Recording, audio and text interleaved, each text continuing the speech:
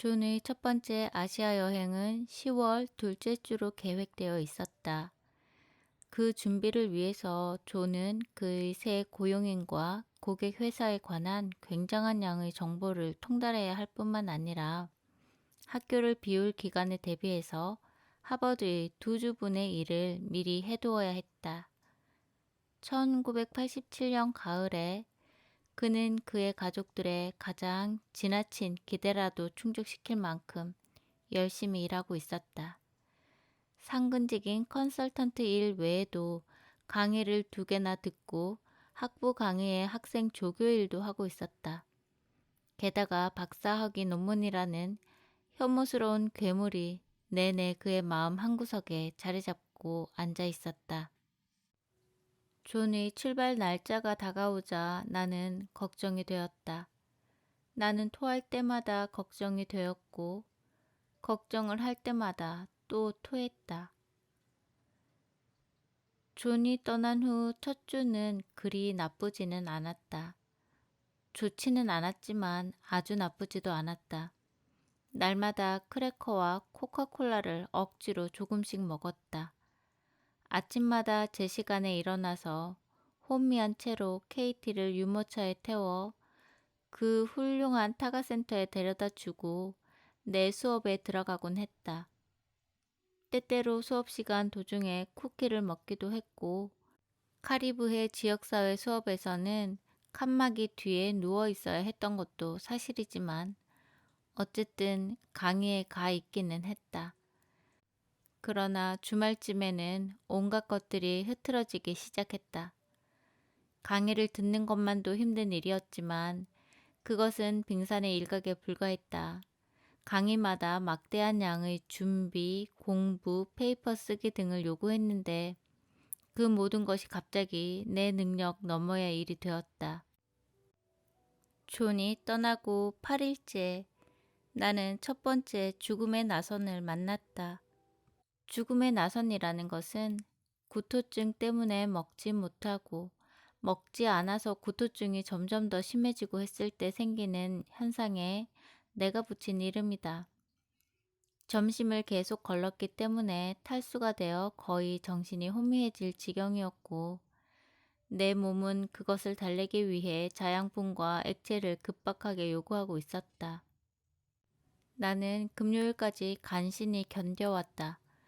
몇 번이나 쓰러지면서 주말 동안 아무데도 가지 않아도 된다, 쉴 수 있다 계속 상기하며 오로지 의지력으로 버티어왔다. 금요일 밤에 KT와 나는 함께 큰 침대에서 잤다. 아이를 들어서 아기 침대로 옮겨 놓을 수가 없어서였다. 아침에 잠이 깼을 때 아이가 반쯤 된 우유병을 들고 내 옆에 앉아 있는 것을 보고 다행이라는 생각을 했다. 리모컨으로 세서미 스트리트만 켜주고 다시 잘 수 있기 때문이었다. 2시간 후에 다시 깨었을 때 나는 그것이 잘못이었다는 것을 깨달았다. 빈속에서 격심한 구토증에 일어 숨쉬기가 어려울 지경이었다. 먹으려고 해보았지만 아무것도 삼킬 수가 없었다. 그날 내내 나는 계속해서 더 기운이 없어지고 괴로움은 더 심해졌다. 나는 케이트의 기저귀를 간신히 몇 번 갈아주었다. 저녁 무렵까지도 나는 아무것도 먹을 수가 없었다. 마치 독성 있는 호르몬의 물결 속에 갇힌 것처럼 느껴졌다. 어두워지고 1시간쯤 뒤에 케이티가 잠이 들자 나는 드디어 아주 조용히 공포감에 휩싸였다. 누구에게 전화해서 도움을 청할 생각은 나지 않았다. 첫째로 나는 이미 오래전에 하버드의 주위 사람들에게 모든 허약함을 감추는 습관을 형성했고 대학 밖의 친구를 사귈 시간은 없었다. 또 나는 임신 사실을 가능한 한 오랫동안 비밀로 할 결심이었다. 임신 중에는 내가 얼마나 무능력해지는지를 아는 사람은 존 뿐인데 그는 수말리 밖에 있었다. 잠든 케이티 옆에서 나는 존을 간절히 생각했다. 그의 힘과 그의 이해를 원하며 그가 함께 있었으면 했다. 그때가 보이기가 처음으로 일어난 때일 것이다. 내가 너무 황당하다고 생각하여 읽지 않은 책들에 그런 것을 정의하는 더 세련된 말들이 있겠지만 나는 그것을 보이기라고 불렀다. 나는 침대에 누워 천장을 바라보며 손가락 하나의 끝을 깨물고 있었다. 손끝이 통증이 구토감을 조금이라도 있게 해주었기 때문이다. 다가오는 긴 밤과 다음날 아침에 대한 생각은 끔찍했다. 나는 나 자신에 대해서도 겁이 났지만 케이티 때문에 훨씬 더 걱정이 되었다. 아이는 이미 겨우겨우 몸을 움직이는 나를 지켜보며 말없고 걱정에 가득 찬 아이가 되어가고 있었다. 자고 있는 아이를 바라보고 있는데 두려움이 감당할 수 없을 지경이 되었다. 내 손이 닿는 곳에 있는 음식은 먹을 수 없고 내가 먹을 수 있는 음식은 구할 수가 없었다. 무언가가 이 죽음의 나선을 중단시키지 않으면 어떻게 해야 할지 알지 못했다. 나는 공포의 느낌을 물리치려고 애를 썼다. 그러다가 갑자기 통제력을 잃어버렸다.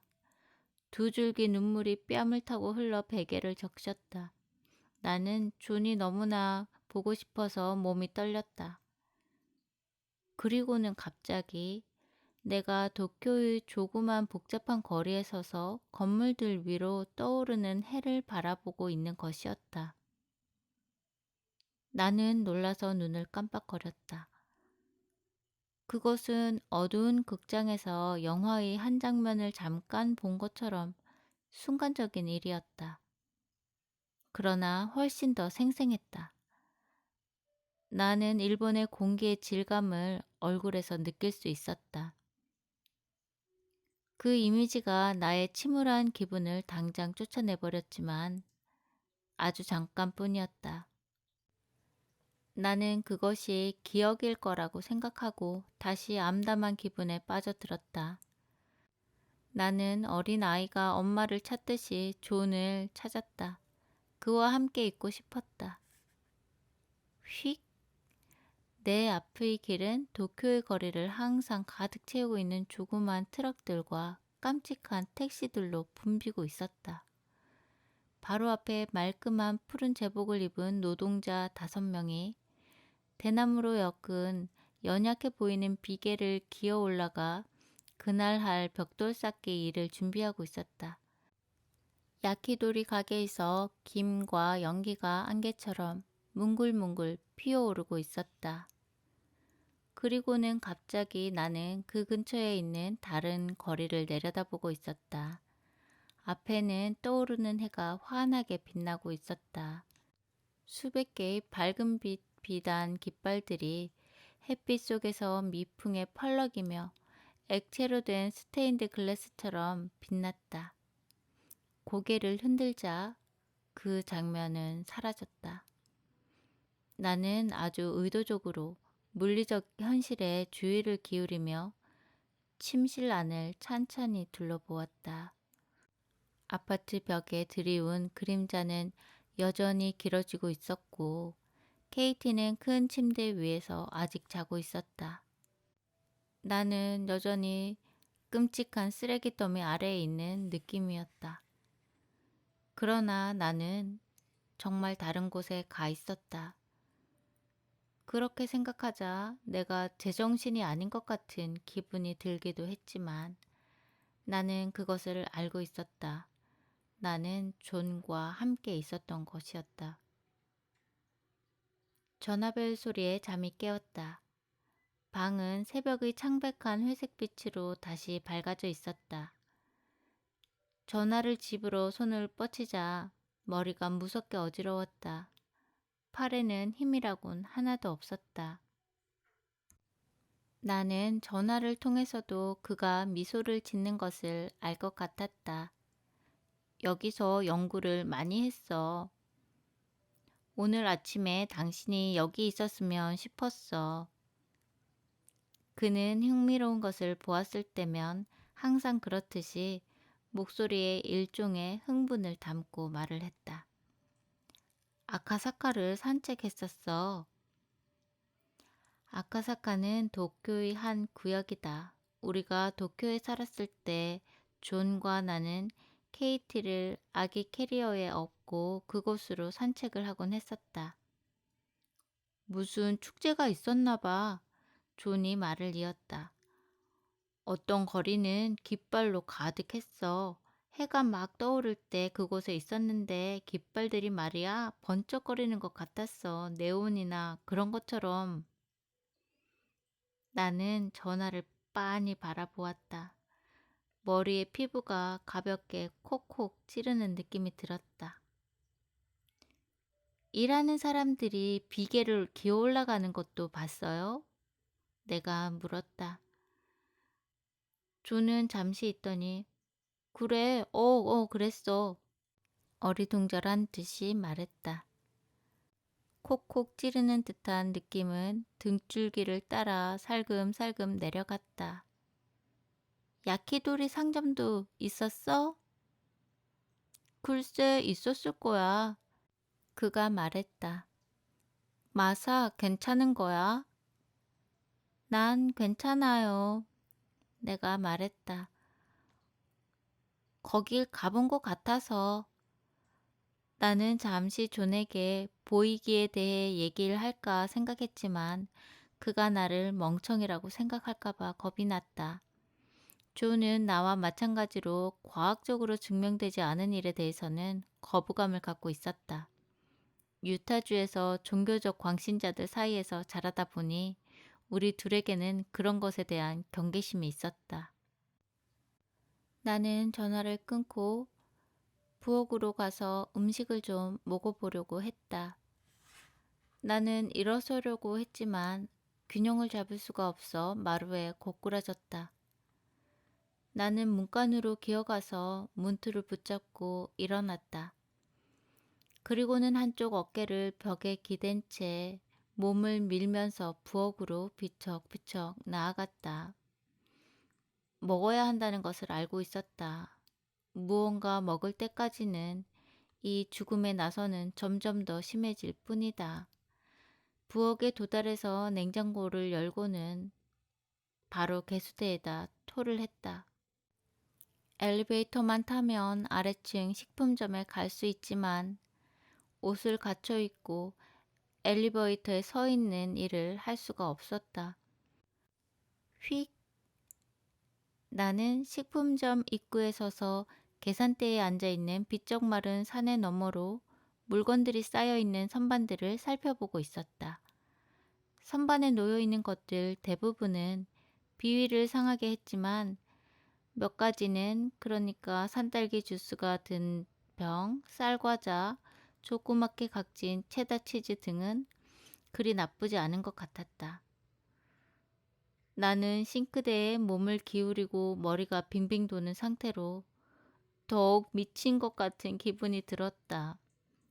물론 나는 식품점을 머릿속에 그려볼 수는 있다. 수백 번은 갔던 곳이니까. 그러나 그 이미지가 너무나 생생했고 현장감이 있었다. 나는 싱크대에 대고 헛구역질을 두어 번 하면서 자신의 망상에 대해 고개를 저었다. 내가 부엌에서 비틀거리며 나오는데 문을 두드리는 소리가 들렸다. 나는 인터콤을 열어준 적이 없기 때문에 누군가 잘못 찾아왔나 보다 하며 문을 열었다. 하이 마사. 문간에 서 있는 여자는 아주 친하지는 않아도 잘 아는 사람이었다.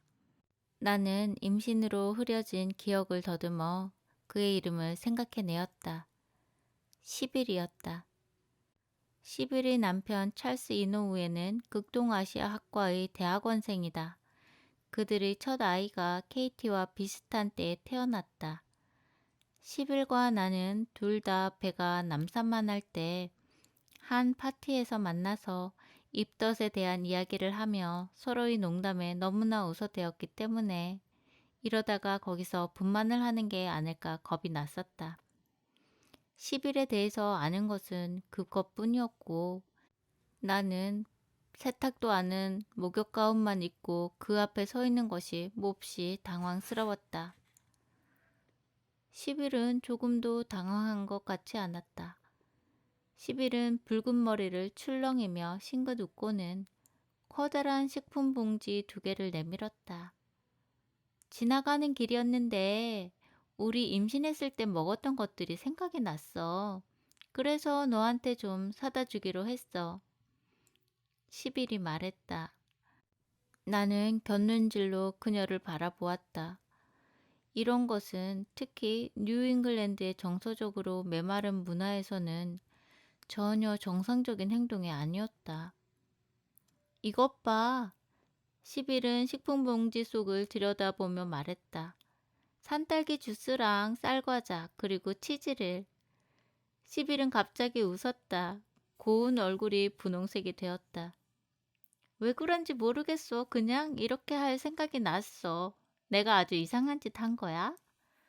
그때까지 나는 한마디도 하지 않았다. 나는 벽에 기대고 있었고 입은 해 벌리고 콕콕 찌르는 느낌이 머리를 타고 척추로 내려가고 있었다. 그리고는 끔찍하게도 눈물이 솟아나서 뺨으로 흘러내리는 것이었다. 너 괜찮니? 10일이 걱정스레 나를 바라보았다. 고마워. 나는 간신히 말을 했다. 나는 도움을 받는 것에 익숙하지 않았고 우는 모습을 남에게 보이는 일은 거의 없었다. 그러나 나의 그 대단한 자존심은 무너지기 시작했다.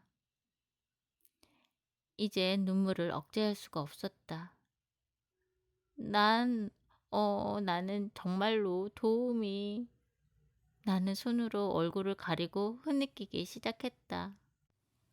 좀 아는 사이에 불과한 10일 존스톤은 우리 아파트에 들어서서 식품 봉지 하나를 바닥에 내려놓고 막 쓰러지려는 나를 든든한 팔로 붙잡아 주었다. 괜찮아? 그 여자가 물었다. 나 또 임신했어. 먹을 수가 없어. 나는 헐떡이듯 말했다. 괜찮아, 괜찮아. 10일은 폭동 중에 군중이라도 진정시킬 것 같은 낮고 힘있는 목소리로 말했다. 뭘 좀 먹도록 해보자. 그 여자는 내가 헝겊 인형이기나 한 것처럼 조심스레 벽에 기대어 세워놓고 식품 봉지 2개를 들고 부엌으로 들어섰다. 나는 어리둥절한 채 한편으로는 보이기를 생각하며 한편으로는 그 생각을 하기가 겁이 나서 서 있었다. 다시 한번 내 생활이 전적으로 나 아닌 누군가의 통제하에 있다는 기괴한 기분이 들었다. 나는 조금 전에 몸은 두고 의식만 식품점에 가서 골랐던 바로 그 식품들을 봉지에서 꺼내고 있는 10일을 바라보며 어리둥절하면서도 안도감을 느끼며 울고 있었다. 10일은 1시간도 넘게 있으면서 케이티와 놀아주고 아이 목욕도 시켜주고 기저귀를 갈아주고 했다. 그동안 나는 긴장을 풀고 산딸기 주스를 조금씩 마실 수 있게 되었다. 10일은 그 모든 일을 전혀 감상적이 아니고 아주 자연스럽게 몇 주일 전부터 계획한 가장 일상적인 일인 것처럼 했다. 10일의 그런 자연스러운 태도 덕분에 나는 그녀의 친절에 몹시 당황스럽지 않을 수 있었다. 그러나 10일은 그것으로 끝낸 것이 아니었다. 나는 다음날 아침 인터콤이 울리는 소리에 잠을 깨고 나서 알았다. 여전히 속이 울렁거리고 기운이 없었지만 전날보다는 훨씬 나아서 조심스레 침대에서 나왔다. 죽음의 나선에서는 벗어난 것이다. 나는 인터콤에 다가가서 통화 단추를 눌렀다. 누구신가요? 내가 말했다. 하이 마사, 나 다시 왔어. 11일 목소리가 들려왔다. 그리고 디이더를 데려왔어. 디이더 헤네시 말이야. 나 세수도 안 했어. 내가 어물거리며 말했다. 11일 목소리보다 높은 다른 목소리가 대답을 했다. 마사, 나 디이더야. 내 말 들어. 걱정할 거 없어. 나도 임신 중이고 귀신 같은 꼴이거든. 하이. 내가 문을 열자 11이 웃음을 띠고 말했다. 아침 같이 먹으려고 온 거야. 전날처럼 커다란 식품 봉지를 들고 있었다. 나는 10일이 배고픈 임신한 여자들을 찾아 돌아다니는 사람인가 하는 생각이 들기 시작했다. 오늘은 대륙식으로 하자. 프랑스식 파이 사왔어. 디이더가 10일을 따라 들어오며 말했다. 디이더는 전혀 귀신 같은 꼴이 아니었다. 임신 중인 것처럼 보이지도 않았다. 디이더는 하늘하늘한 몸매에 티 없는 피부, 큼직한 회색 눈을 가지고 있었다. 10일도 전과 다름없이 멋진 모습이었다. 집이 엉망이라 미안해. 내가 맥없이 말했다. 그들은 그 말을 듣는 것 같지 않았다. 10일은 싱크대 옆에 봉지를 놓고 여러 가지 빵과 과자 등을 꺼내기 시작했다. 디이더는 살구 넥타가 든 커다란 병을 들고 있었다. 유리잔을 찾아내어 세 잔에 따랐다.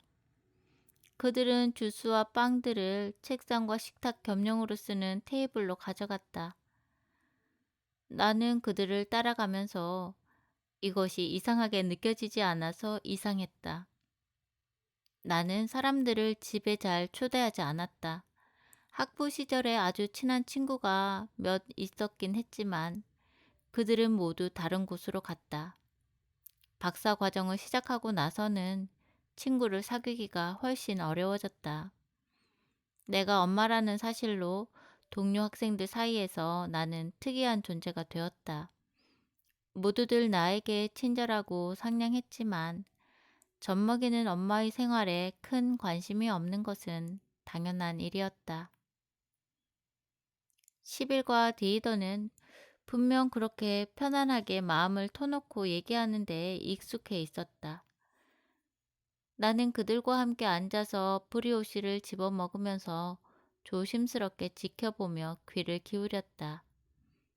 그들은 지적이고 세련된 여자들이었지만 내가 하버드에서 익숙해진 상호작용의 패턴을 보여주지는 않았다. 경쟁의 느낌이나 내가 무능력하다는 비판을 받는 느낌, 위협받는 느낌은 전혀 없었다. 그 대신 편안한 솔직함과 그것이 존재한다는 것조차 잊어버린 어떤 따뜻함이 있었다. 나는 이런 것에 어떻게 반응해야 할지 몰랐다. 대화는 자연스럽게 이런저런 이야기로 옮겨갔다. 모두가 익살스럽고 우습고 매력적인 이야기였다. 나는 남극에 있다가 갑자기 타히티 해변으로 옮겨진 사람 같은 기분으로 조심스레 앉아 있었다. 10일과 디더에게는 예쁜 여자들에게 흔히 있는 속물적인 태도도 없고 내게 그토록 익숙해진 전문가의 잘난 체하는 태도도 없었다. 10일은 작가이고 디더는 음악가인데 둘 다 자기 분야에서 아주 탁월한 사람들이었지만 그들은 자기들의 일에 대해서 전혀 자만이나 가식적인 겸손 없이 평범하게 말을 했다. 나는 그들을 몇 년 동안 사귀어온 것처럼 마음이 편했다. 그날 아침을 회상해 보고 나는 처음으로 내가 얼마나 외롭게 지내고 있었는지를 깨달았다.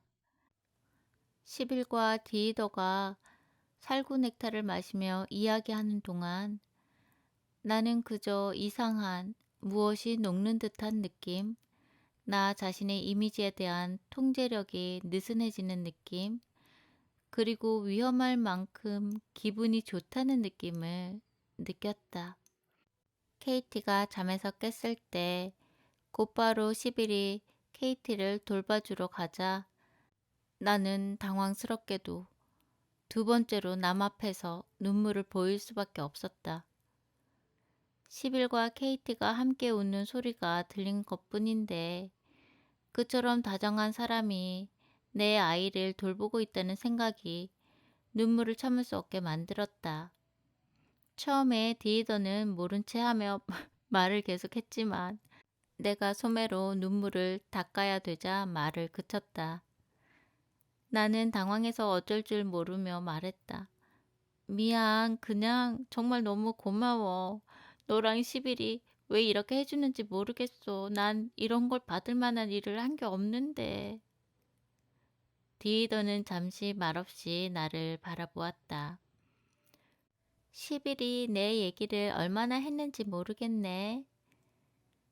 나 지금 두 번째 결혼이야.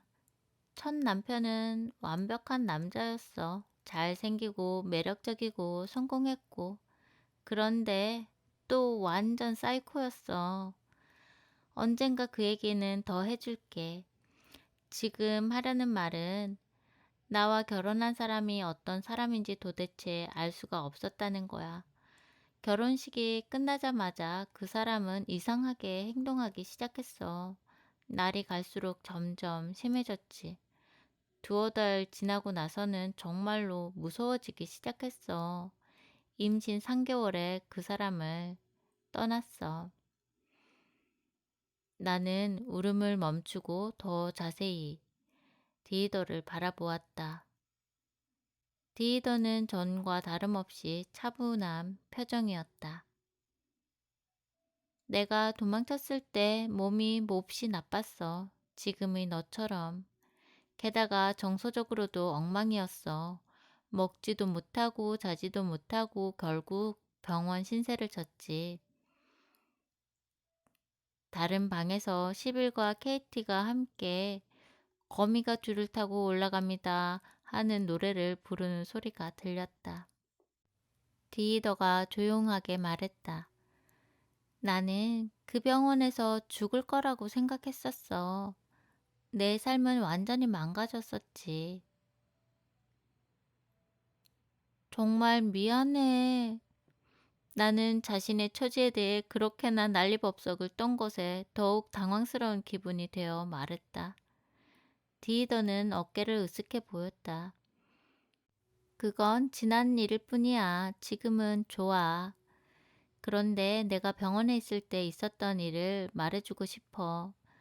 늦은 시간이었어. 방문 시간이 지난 다음이었지. 팔에는 정맥 주사를 꽂고 있었어. 먹지도 마시지도 못했으니까.